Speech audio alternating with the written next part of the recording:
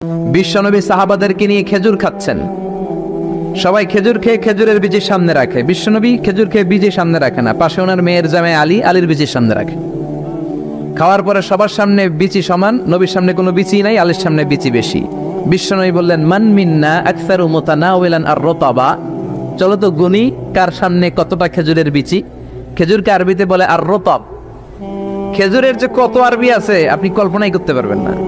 উট আরব দেশে বেশি, তাই উটের আরবি আছে 400টা। খেজুর হয় বেশি, খেজুরের আরবি আছে 100 খানিক। আমরা শুধু ওটার আরবি জানি কি, জামাল, বাঈর, নাকা, এগুলো 400টা আরবি কাব্যগ্রন্থ পড়লে আপনি 400টা পাবেন মোট ওটের আরবি। তেমনি খেজুরকে আমরা জানি তামার। সৌদি আরব মিশরে তামার বললে চিনবেই না, বলতে হবে বালাহ। আতি কিলো বালাহ, 1 কেজি বালাহ দেন। বালাহ মানে খেজুর, তামার মানে খেজুর, রতাব মানে খেজুর। কোরআনে আছে রতাবান জানিয়া। মারিয়াম যখন সৈয়দনা ঈসা আলাইহিস সালামকে প্রসব করলে, তার করলো কে?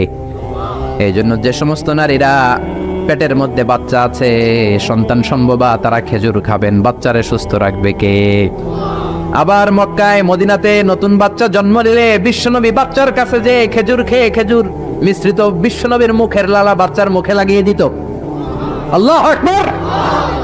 বিশ্বনবী সাহাবাদের বললেন, মান মিন্না আকসারু মুতানাওয়ালান আর-রতাবা, চলো কে বেশি রতাব খেয়েছে মানে খেজুর খেয়েছে গুনি। গুনতে শুরু করা হলো।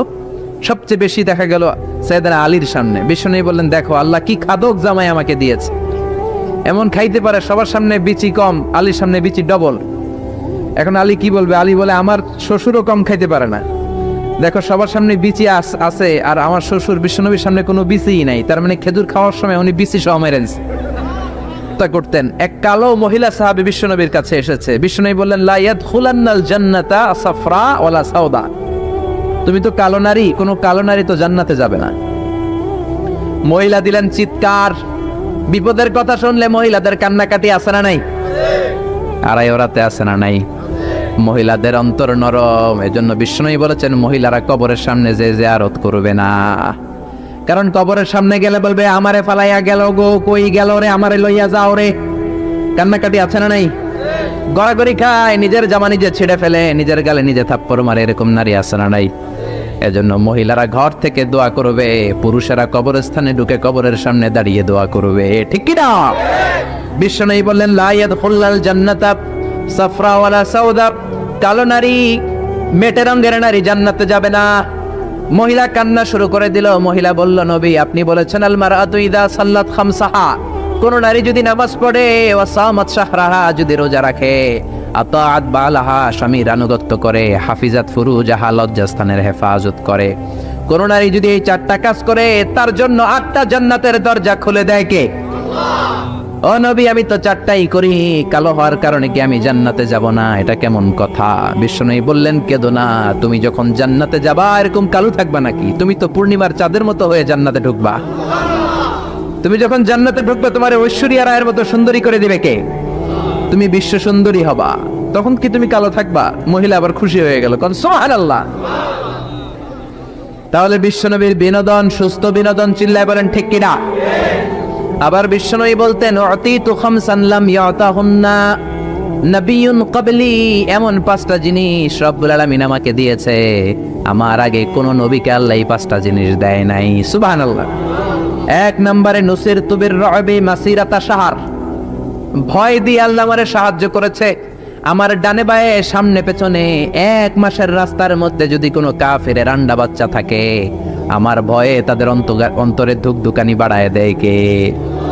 নবী যেখানে অবস্থান করতেন, তার ডানে বায়ে সামনে পেছনে 1 মাসের এরিয়ার মধ্যে যদি কোনো কাফির থাকতো, মুশরিক থাকতো, বিষ্ণবীর ভয়ে ঘুমের মধ্যে লাফ দিয়ে উঠত। আল্লাহু আকবার।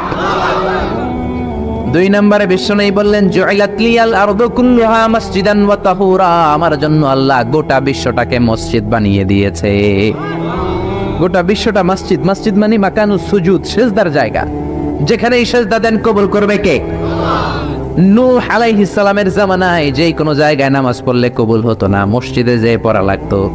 মুসা নবীর উম্মত মসজিদ ছাড়া নামাজ পড়লে কবুল হতো না, সিনাগগে যেয়ে পড়া লাগতো। ঈসা নবীর জামানায় ইবাদতখানায় যে পড়া লাগতো, কিন্তু আমরা যেইখানেই নামাজ পড়ি কবুল করে কে? আজকের এই প্যান্ডেলে যদি নামাজ পড়ি কবুল হবে কি হবে না? বাইতুল মুকাররমে হবে কি হবে না? শোলাকিয়ার ময়দানে কবুল হবে কি হবে না? বাজারে পড়লে হবে কি হবে না? নদীর উপরে নৌকায় পড়লে, প্লেনের ভেতরে বাতাসে পড়লে, মহাকাশে যে স্যাটেলাইট চ্যানেলের মধ্যেও যদি পড়ি সেখানেও কবুল করে নেবে কে? জমিনের যেই জায়গায় নামাজ পড়ো কবুল করে নেওয়া হবে। আবার বললেন পুরো জমিনটারে আল্লাহ আমার জন্য তহুর বানিয়ে দিলেন। ফাইন লাম তাজিদু মাআন ফাতায়াম্মামু সাঈদান তাইয়্যিবা। নামাজের সময় যদি তোমরা ওযুর জন্য পানি না পাও, তায়াম্মুম করলেও কবুল করবে কে? এই সব জায়গায় নামাজের অনুমতি আর তায়াম্মুম, এটা কোন নবীর ছিল না, এটা স্পেশালি আল্লাহ বিশ্ব নবীকে দিয়েছেন। সুবহানাল্লাহ। মা আয়েশাকে নিয়ে বিশ্বনবী বানুল মুস্তালাকের যুদ্ধ থেকে রওনা হলেন। প্রতিমধ্যে মা আয়েশার গলার স্বর্ণের হার চুরি হয়েছে কিংবা হারিয়ে গিয়েছে। মা আয়েশা কান্নাকাটি করলেন, আমার হার, আমার হার। মেয়েদের স্বর্ণ হারাইলে খবর আছে না নাই?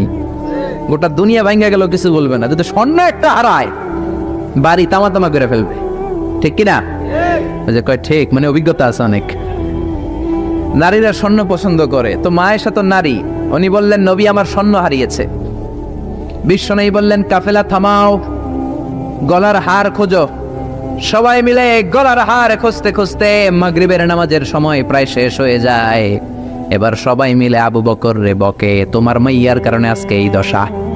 তোমার মেয়ে যদি গলার হারটা না হারাইতো তাহলে তো আমরা যেখানে পানি আছে ওইখানে পৌঁছে যেতাম, ওখানে নেমে ওযু করে নামাজ পড়তাম। তোমার মেয়ের কারণে আজকে এই দশা। এখন সবার নামাজ কাজা, নবীর নামাজও কাজা। আল্লাহ বললেন খবরদার, এই মেয়েটারে গালি দিবি না, এই মেয়েকে গালি দেয়া যাবে না আয়েশার সম্মানে।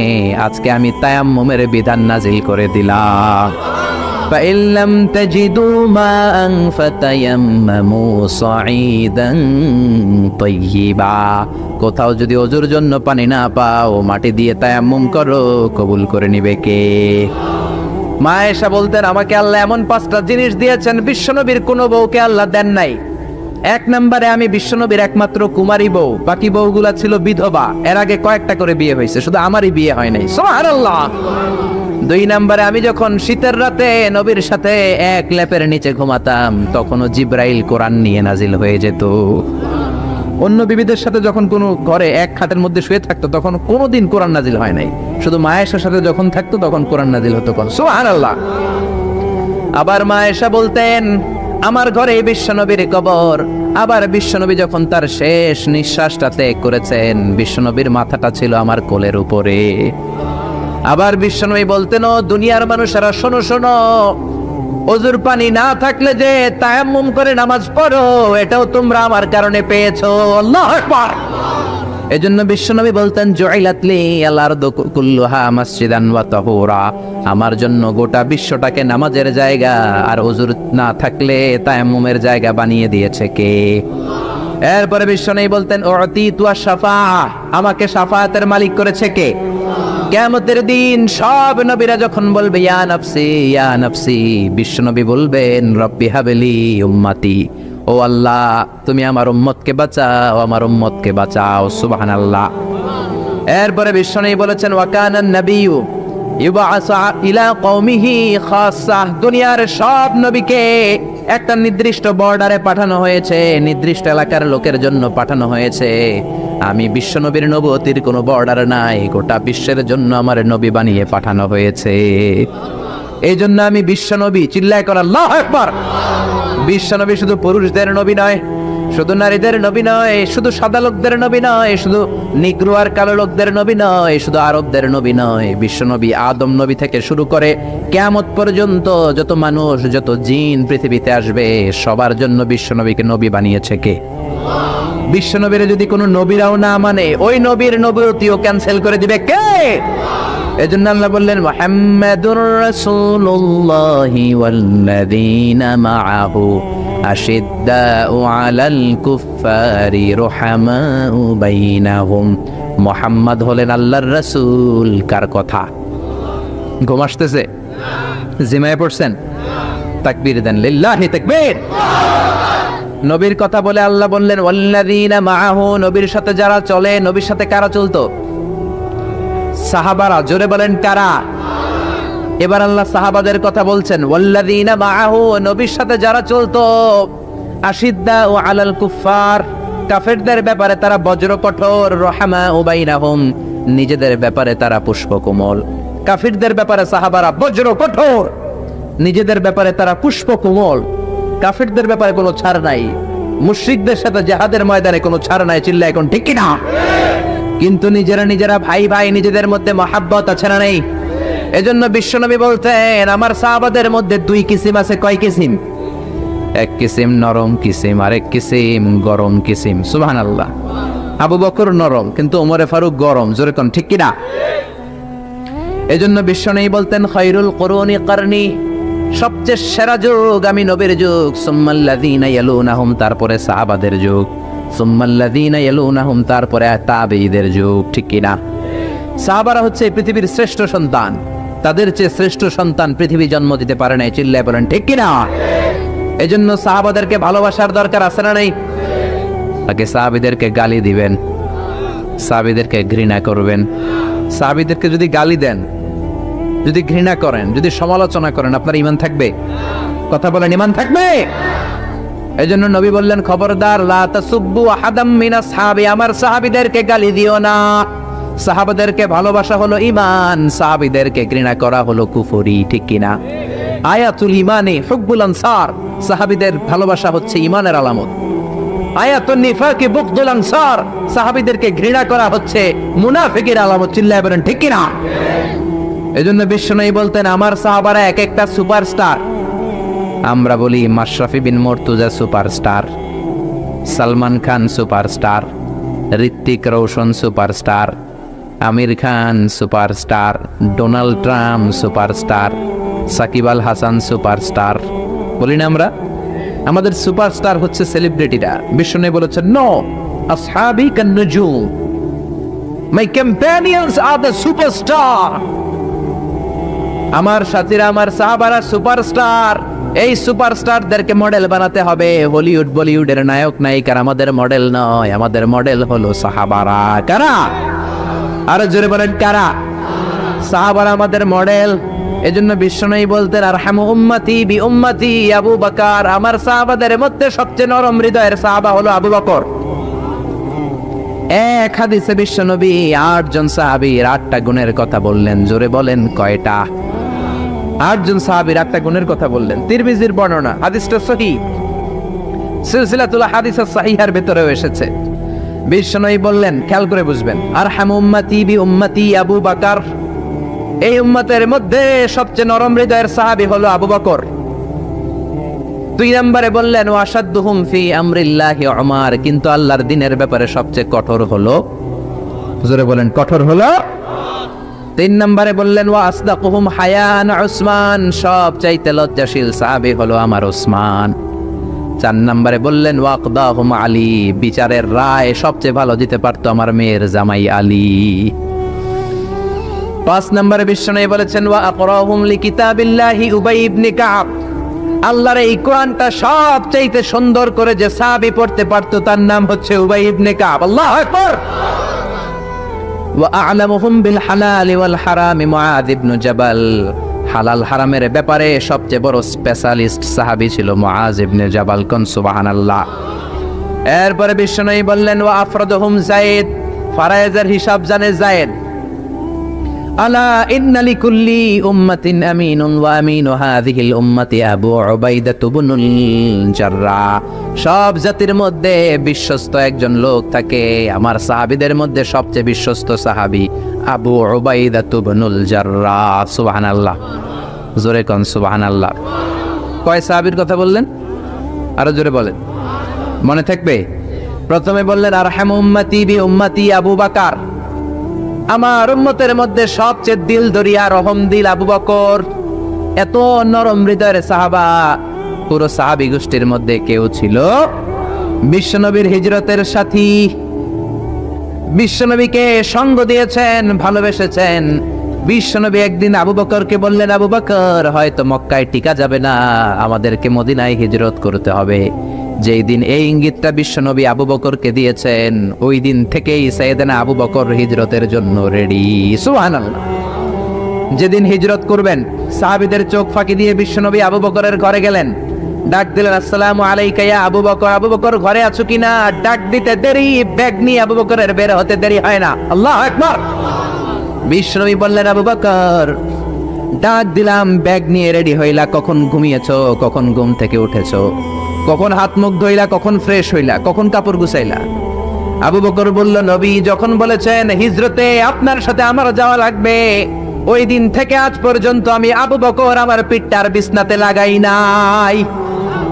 ওই রাতে সাইয়েদনা আবু বকর যেই সওয়াব কামিয়েছেন, ওই সওয়াবটাকে যদি একটা পাল্লায় রাখা হয়, পৃথিবীর আমাদের সব সওয়াবগুলো যদি আরেক পাল্লায় রাখা হয়, ওই হিজরতের রাতের সওয়াবটা আবু বকরের যে সওয়াবটা, ওই আবু বকরের সওয়াবের পাল্লাটা মুহূর্তের মধ্যে ভারী হয়ে যাবে। সুবহানাল্লাহ, আসতে বলেন। এত নরম হৃদয়ের সাহাবী ছিলেন আবু বকর। নামাজে দাঁড়ালে শুধু কাঁদতেন, এই জন্য অনেক সাহাবী ওনারে পছন্দ করতো না। বিশ্বনবীর ইন্তেকালের পরে বছর খানিক মসজিদে নববীতে যতদিন বেঁচে ছিলেন ইমামতি করেছেন। আল্লাহু আকবার বলে যখন আলহামদুলিল্লাহি রাব্বিল আলামিন, তখনই কান্নায় ভেঙে পড়তেন।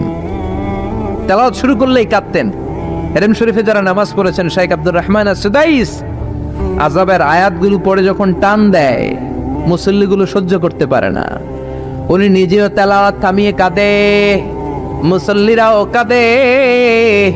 হেরেমের চারদিকে কান্নার রোল পড়ে যায়, চিৎকারের রোল পড়ে যায়, শুধু কান্নার কান্না, শুধু কান্না। সাইয়েদনা আবু বকর যখন নামাজে দাঁড়াতেন শুধু কাঁদতেন। বুখারীর বর্ণনা, রজুলুন আসিফ, নরম হৃদয়ের লোক ছিলেন। আই রাকিকুল কলবি ওয়া সারিউল বুকা, এত অন্তর নরম, নামাজে দাঁড়ালেই কাঁদতেন। দিন দুনিয়ার কোনো হুঁশ তার থাকতো না। কিন্তু আমরা নামাজে দাঁড়ালে দিন দুনিয়ার খেলার হিসাব আছে না নাই, বাজারের খবর আছে না নাই, জি বাংলা আছে না নাই, সারা দিনে যেটা মনে পড়ে না নামাজে দাঁড়ালেই ওটা মনে পড়ে, ঠিক কি না? আমরা নামাজে দাঁড়িয়ে এইভাবে শেয়ার বাজার বাড়লো না কমলো, সাকিব আল হাসান আউট হয়েছে না ছক্কা মারছে, কে জিতলো, কুমিল্লা জিতলো নাকি কি ভিক্টোরিয়ান্স, রয়টার্স মার্টার্স কি যেন আছে, আমি তো বুঝি না অনেকগুলা, কে জিতলো কে হারলো, হিন্দি সিরিয়াল শুরু হলো নাকি আমার দল জিতলো না হারলো, এরকম টেনশন আছে না নাই? আর সাইয়েদনা আবু বকর যখন নামাজে দাঁড়াতেন, দাঁড় দাঁড় করে চোখের পানি দিয়ে দাড়ি ভিজে যেত, চোখের পানিতে দাড়ি ভিজে যেত। সাহাবারা বললেন, ও নবী আমাদের নামাজে মন থাকে না। বিশ্বনবী বললেন, সল্লু সলাতা মুআদ্দিআ, বিদায় নামাজ পড়ো, মনে করবা আজকের নামাজটাই আমার জীবনের শেষ নামাজ, তাইলে তোমার মন আর কোনো দিকে ছুটবে। আজকে এখন বাজে 11টা, যদি বলা হয় রাত 2টার দিকে আপনার মরণ, খুশ থাকবে? সবাই মাহফিল থেকে দিবেন দৌড়, আমার মরণ 2টার দিকে। আহা, 2টার দিকে মরণ, জীবনের কোনো গ্যারান্টি নাই। যদি আপনার বলেই দেয়া হয় 2টার দিকে আপনার মরণ, এখন তুমি 2 রাকাত নামাজ পড়ো, এটাই শেষ নামাজ, ওই দিনের নামাজটা আপনি কত সুন্দর করে পড়বেন। আহা, ওই দিন আপনি কত সুন্দর করে ওযু বানাবেন, ওই দিন আতর মাইখা একেবারে আতর আলী হয়ে যাবেন, ওই দিন পাঞ্জাবি পড়বেন, ওই দিন যায় নামাজে দাঁড়াবেন, ওই দিন আপনার নামাজে কোনো তাড়াহুড়ো নাই, ঠিক কিনা? ওই দিনের রুকুটা আপনার জীবনের সবচাইতে শ্রেষ্ঠ রুকু হবে, ওই দিনের সেজদাটা আপনার জীবনের শ্রেষ্ঠতম সেজদা হবে। ওই দিনে সেজদায় যে চোখের পানি দিয়ে আপনি যায় নামাজ ভিজায় দিবেন, এর কারণ আপনি নিশ্চিত, you are certain that you are going to die. আপনি রাত 3টার দিকে মারা যাচ্ছেন, জানার কারণে আপনার নামাজে এত ভক্তি। আমরা যে মাহফিল শেষে বাড়িতে যেতে পারবো কোনো গ্যারান্টি আছে নাকি? আরো আধা ঘন্টা বাঁচবো, গ্যারান্টি আছে? শ্বাস যেটা ভেতরে নিলাম বের করতে পারবো, গ্যারান্টি আছে? তো তাইলে নামাজে যখন দাঁড়াই এটা ভাবতে সমস্যা কি যে এটাই আমার শেষ নামাজ? কারণ আমার তো কোনো গ্যারান্টি লেটার নাই। চিল্লায় বলেন ঠিক কি না? পারফর্ম দ্য সালাহ as if it's your last and final prayer. এমন ভাবে নামাজে দাঁড়াবেন যেন এটাই আপনার লাস্ট এন্ড ফাইনাল প্রেয়ার, এটাই আপনার শেষ নামাজ। এরপরে আর নামাজের সুযোগ হয়তো আমি নাও পেতে পারি, জোরে কোন ঠিক কি না? এই কথা যখন সাহাবারা শুনলেন, আর নামাজে নড়েও না চড়েও না। মরুভূমির মাঝখানে যখন সাহাবারা দাঁড়াতেন, আকাশের পাখিগুলো খেজুর গাছ মনে করে সাহাবাদের মাথায় এসে বসে যেত।